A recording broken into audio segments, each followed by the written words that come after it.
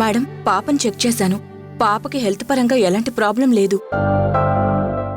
ఏ problem లేకపోతే మరి ఇంతలా ఒక్కసారిగా ఎందుకు ఇచ్చింది డాక్టర్? అదే అర్థం కావడం లేదు మేడం. నాకు అనిపించింది ఏంటంటే పాప తన వైపు నుంచి ఏదో విషయం మీకు చెప్పాలనుకుంటుంది. కానీ తనకి మాటలు రాకపోవడం వల్ల ఇలా తన ఏడుపుతో మీకు మెసేజ్ ఇస్తోంది. పిల్లలు తమ ఆనందాన్ని వ్యక్తం చేయడానికి నవ్వుతారు, అలాగే బాధని చెప్పడానికి ఏడుస్తారు. భయపడినా, బాగా నొప్పి కలిగినా గుక్కపట్టి ఏడుస్తారు. మీరు చెప్పినట్టు పాప గుక్కపట్టి ఏడ్చిందన్నారు. దాన్ని బట్టి ఏం జరిగిందో మీరే ఆలోచించి అర్థం చేసుకోండి మేడం.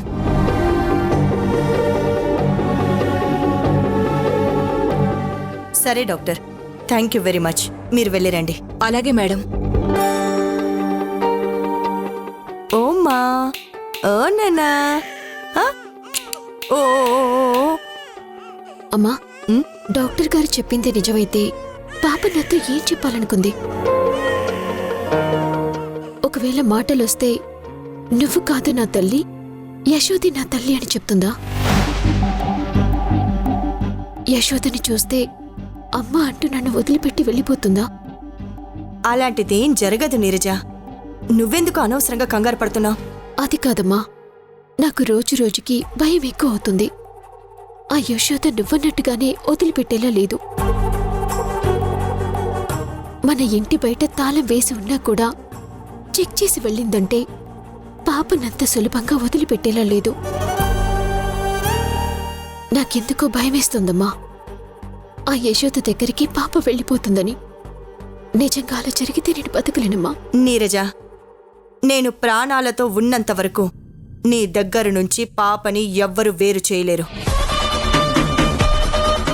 ఆ యశోద ఎన్ని ప్రయత్నాలు చేసినా వాటిని నేను తిప్పి కొడుతూనే ఉంటాను. నువ్వేమీ ఆలోచించకుండా ప్రశాంతంగా ఉండు. జరగాల్సింది నేను చూసుకుంటాను. జరగబోయేదంతా నా కనుసన్నల్లోనే జరుగుతుంది. నేను నిన్ను నమ్ముతానమ్మా, అందుకే నేను ఇంకా ఇంత ధైర్యంగా ఉండగలుగుతున్నాను. సరే, పాపని తీసుకెళ్ళు.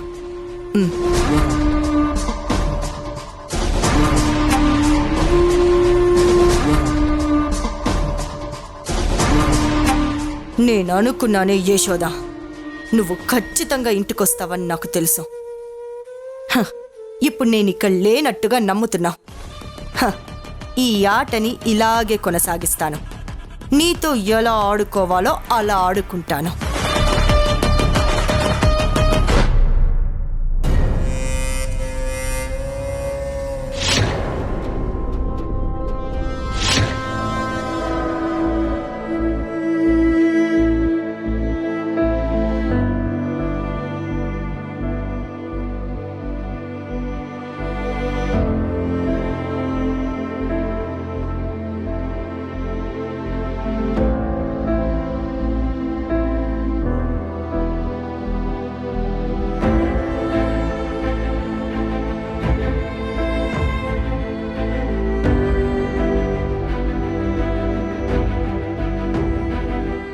అత్తయ్య, అరే హరి,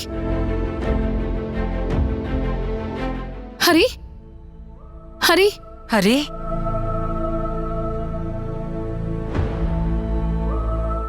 హరి, అరే హరి, అరే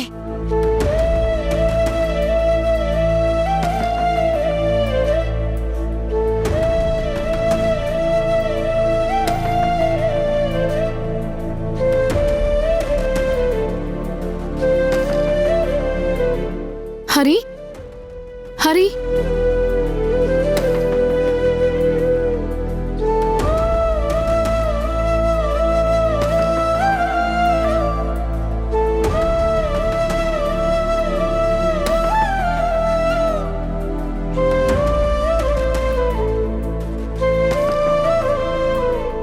డాక్టర్, మా అబ్బాయి ఎప్పటికీ మామూలు మనిషి అవుతాడు? మేడం, ఆపరేషన్స్ అయితే సక్సెస్ అయ్యాయి, కానీ తనకి హెవీగా బ్రెయిన్ ఇంజ్యూర్ అవ్వడం వల్ల తను మామూలు మనిషి అవడానికి కొంచెం టైం పడుతుంది.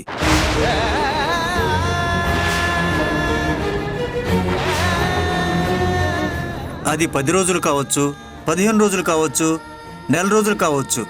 అది మా చేతుల్లో లేదు. మా చేతుల్లో ఉన్నది ఏంటంటే అతనికి ది బెస్ట్ ట్రీట్మెంట్ ఇవ్వడం మాత్రమే. నర్స్, అదిలా ఇవ్వు.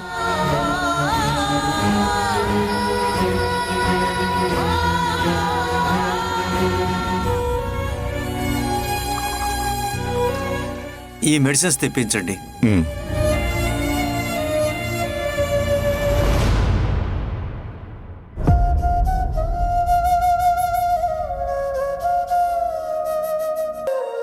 యశోద, నేను గుడికి వెళ్ళొస్తాను.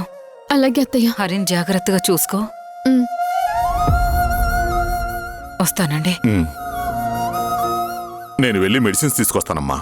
ఉమ్.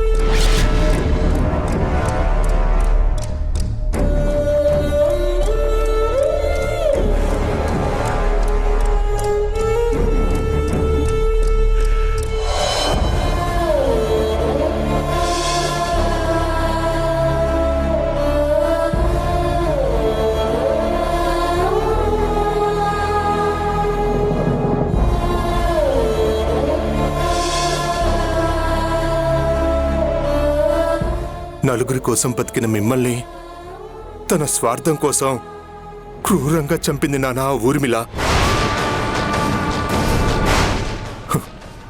తెలిసి తెలియని వయసులో ప్రాణభయంతో నేను పారిపోయాను. చెల్లెలు ఎక్కడెక్కడో పెరిగింది. ఇన్నేళ్ల తర్వాత నా చెల్లెలు నాకు దొరికింది. అలాగే ఆ రాక్షసి ఊర్మిళ నాకు కంటపడింది. ఆ రాక్షసి నాకు కంటపడ్డ క్షణమే ఆ రాక్షసిని చంపేసి ఉండాల్సింది.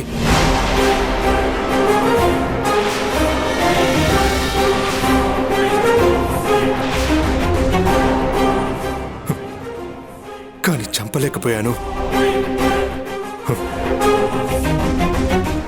ఎప్పటికైనా ఆ ఊర్మిళ చావు నా చేతుల్లోనే నాన్న.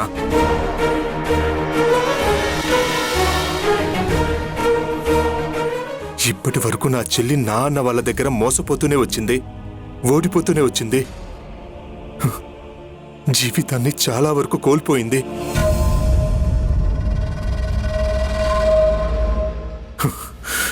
అప్పుడంటే నా చెల్లికి అన్న లేడు నాన్న. ఇప్పుడు ఈ అన్న ఉంటాడు. నా ఆఖరి శ్వాస వరకు నా చెల్లి కోసమే బతుకుతాను.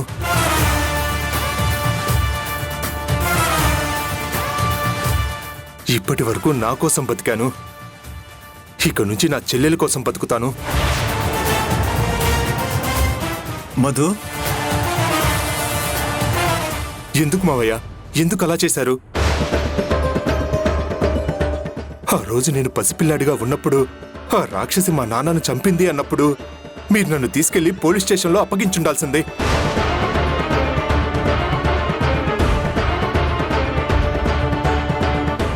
నా చెల్లి ఈరోజు నాకు దూరమై ఉండేది కాదు. ఈ 20 ఏళ్లలో ఆ ఊర్మిళ ఎక్కడున్నా వెతుక్కొని మరీ చంపేసిండేవాణ్ణి.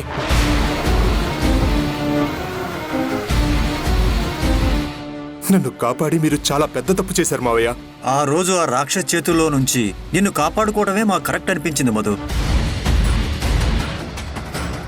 అంత క్రూరంగా మీ నాన్నను చంపేసిన తర్వాత నిన్నక్కడే వదిలేసి ఎలా వెళ్తాం? ఎంత ధైర్యం ఉంటేనో ఆ రాక్షసి మీ నాన్నను చంపేసింది. అలాంటిది నిన్ను పోలీస్ స్టేషన్లో అప్పగించినా వెంటనే నిన్ను కూడా చంపేసి ఉండేది. ఆ రోజు నిన్ను కాపాడి మా ఇంటికి తీసుకురాబట్టే ఈరోజు నీకంటూ ఒక కుటుంబం ఉంది, భార్య ఉంది, కూతురుంది.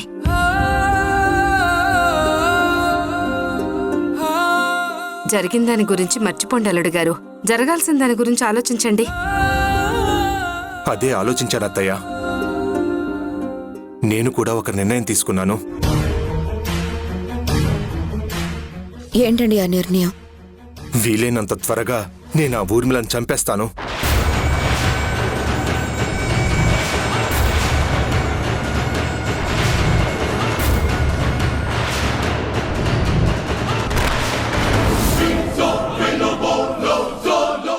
ఇక నుంచి ఆ ఊర్మిళకి చావు నా రూపంలో దగ్గరవుతుంది.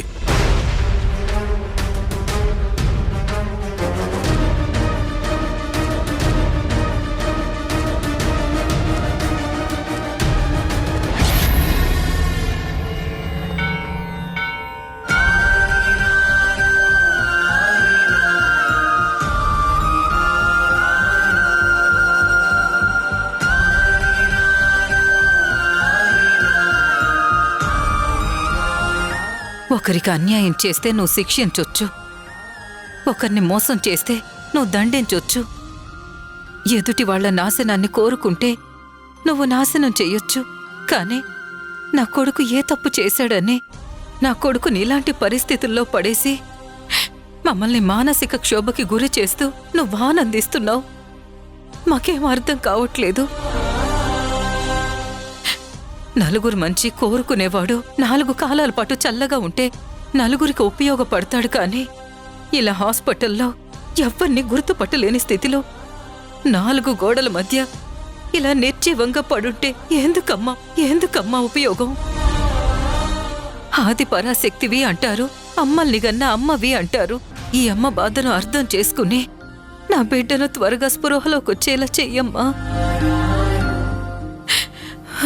నీ గుడి చుట్టూ పొర్లు దండాలు పెడతాను, నిప్పుల మీద నడవమన్నా నడుస్తాను, ఎంత బాధనైనా నేను భరిస్తాను. కానీ నా కొడుకు మాత్రం త్వరగా కోలుకునేలా చూడు తల్లి. ఓం యా దేవి సర్వభూతేషు మాతృరూపేణ సంస్థితా నమస్తస్యై నమస్తస్యై నమస్తస్యై నమో నమః. హారతి తీసుకోమ్మా. ఓం శతమానం భవతి శతాయు పురుష శతేంద్రియ ఆయుష్యేవేంద్రియే ప్రతిధిష్టతి మనోవాంఛా ఫలసిద్ధిరస్తు. అమ్మా, అమ్మలగన్న అమ్మకి నీ బాధంతా చెప్పుకున్నావు. కానీ నువ్వింత బాధపడాల్సిన అవసరం లేదు. వెళ్ళి ఆ చెట్టుకి ముడుపు కట్టమ్మా, నీ కోరిక తప్పకుండా నెరవేరుతుంది. అలాగే పంతులు గారు.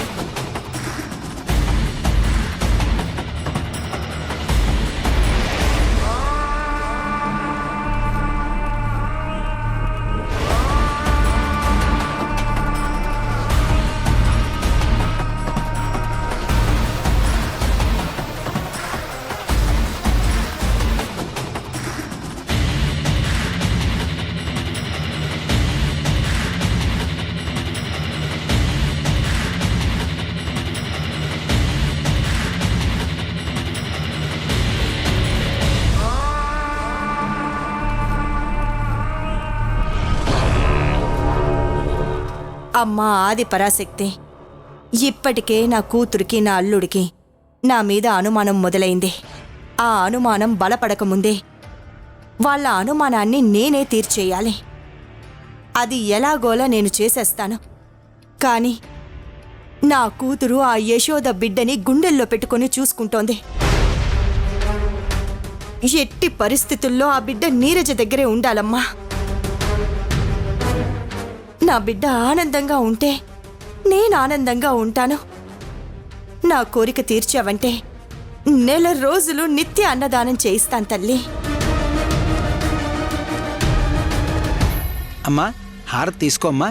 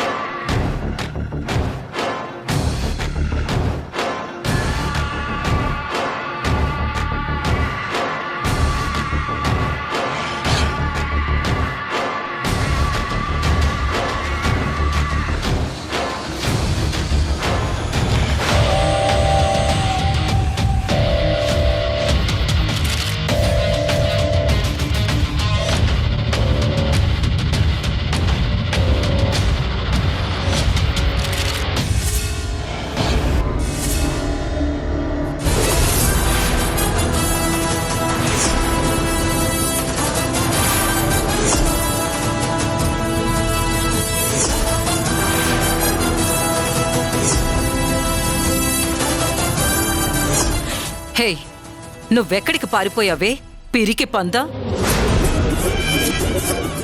ఎవ్వరికి భయపడినన్నావు, మరి ఎందుకు పారిపోయినట్టు? నువ్వు నీ ఇంట్లోనే ఉండుంటే ఖచ్చితంగా నేను నీ ఇంటికొచ్చిన రోజునే నీ పని చెప్పుండేదాన్ని. ఊర్లో నాకు 100 ఇళ్ళున్నాయి. నా ఇష్టం వచ్చిన ఇంట్లో నేనుంటాను. అంత మాత్రాన అది పారిపోయినట్టు ఎలా అవుతుంది? అది సరే, అప్పటికి నీకొక ఓపెన్ ఛాలెంజ్ చేశాను. దమ్ముంటే నేనెక్కడున్నానో తెలుసుకో అని. నీ వల్ల అయ్యిందా? లేదు కదా. ఇప్పుడు కూడా చెప్తున్నాను, దమ్ముంటే నేను ఎక్కడున్నానో తెలుసుకో.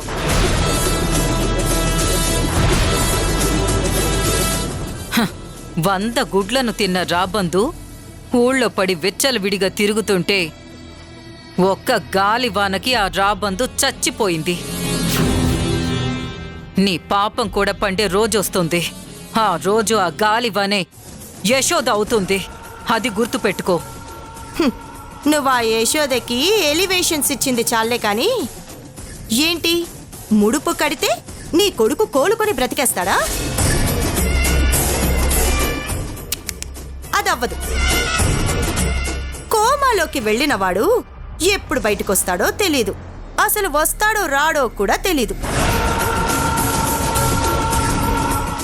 నువ్వు ఈ ముడుపు కట్టినంత మాత్రాన అది జరగదు.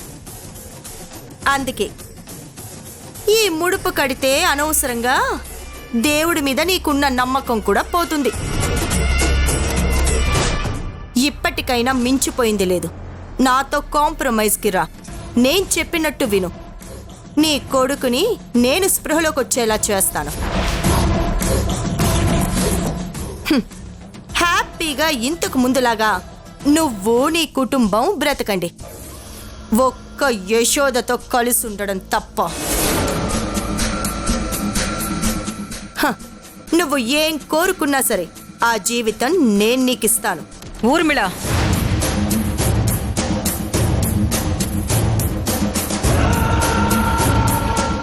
అవసరం లేదు. నాకు దేవుడి మీద నమ్మకం ఉంది, అలాగే యశోద మీద కూడా ఉంది. నా కొడుకును నేను బతికించుకుంటాను.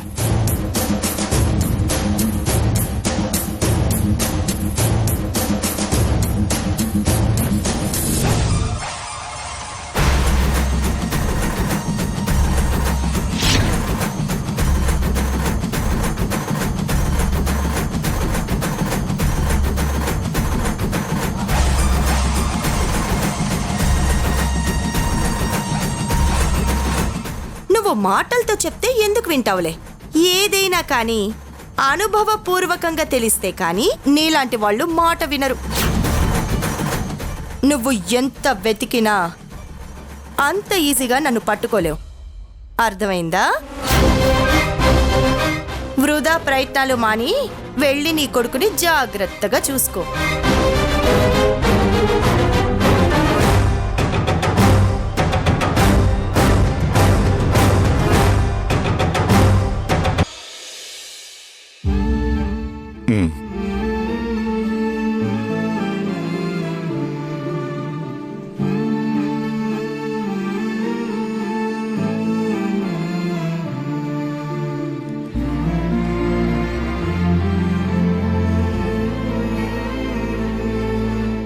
బాధపడకు దాక్షాయిని, హరికి త్వరగా నయమవుతుంది.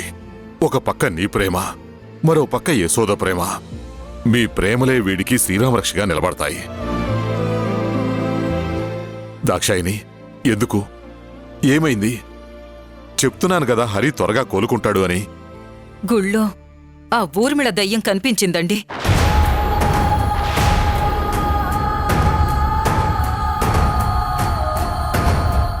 దానికి ఇప్పటికీ కూడా నా కొడుకు మీద కోపం తగ్గలేదండి.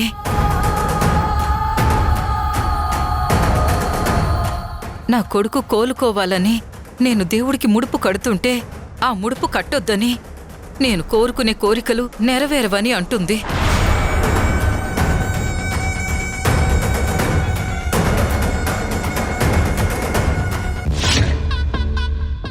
ఎందుకొచ్చావు యశోద? నేనిక్కడికి ఎందుకు వచ్చానో తెలుసా? పాపతో కాసేపు ఆనందంగా గడపడానికి. యశోద ఆగు. పాపని వదిలి మర్యాదగా బయటికి వెళ్ళు. నేను నీ అక్కని కదా. నువ్వెవరైనా అమ్మకి పుట్టావా? నేను మీ అమ్మకి పుట్టలేదు, మనిద్దరం ఒకే తండ్రికి పుట్టాంగా.